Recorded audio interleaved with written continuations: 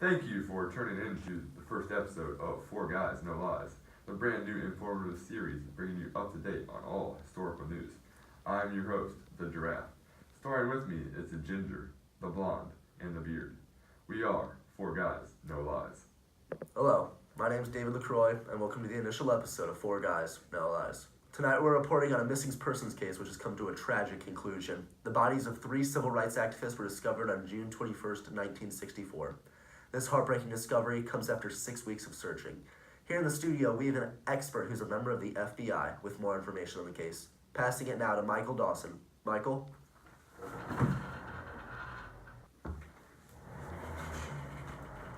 Thanks, David. It's a sad day here at the FBI. While many of us refuse to believe that these young men have been killed, we have since been confronted with the shocking truth. While conflicting evidence may have suggested that these victims had traveled to another area, the discovery of 3 corpses have been positively identified as James Chaney, Andrew Goodman, and Michael Schwerner. The civil rights activists were buried on a farm only after suffering extreme pain. Goodman and Schwerner were forced to watch the horrific torture of Chaney before being killed. Evidence has revealed that Chaney was whipped with chains and castrated due to the color of his skin. After launching our investigation, it has become apparent that one of the victims, Andrew Goodman, was buried alive. This is due to the red clay in his lungs and other physical factors. Hopefully, this information will culminate into the prosecution of those responsible for this despicable act of cruelty.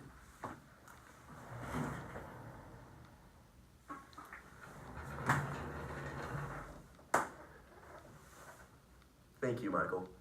It is astonishing that any one human can harbor this much hate towards another due solely to their race. Filling in some hazy details of this event, we turn now to our interviewer in the field, James Cook.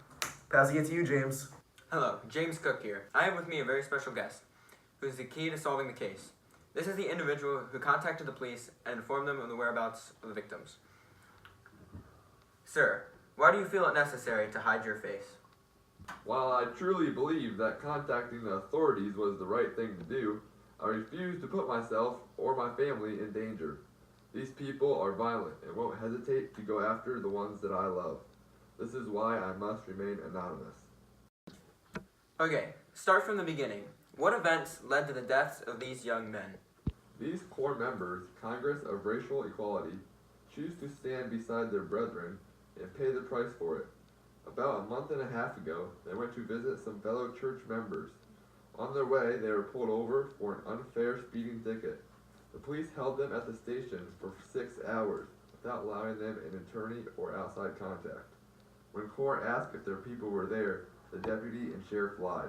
Finally, the men were released about 10 p.m. This is when the trouble started. I understand. Could you please elaborate on that fact? Well, you see, as they tried to leave the station, they got followed by a huge mob of people, at least 9 or more. The folks wouldn't leave them alone. That's when they drove them off the road and grabbed them. These boys were taken to a farm and ultimately killed. How is it that you have come into possession of all this information? I can't say for fear of my safety, but I can tell you that this issue has weighed upon my soul and ultimately led me to alerting the authorities of this tragedy. Thank you for your honesty, sir. James Cook, signing out. Back to you, LaCroix. Thanks, James. We here at the station have been deeply saddened by the tragedy that's occurred, and we can only hope that it'll usher in a new era of peace and prosperity for all races. 4 Guys, No Lies, signing out. 2, 3.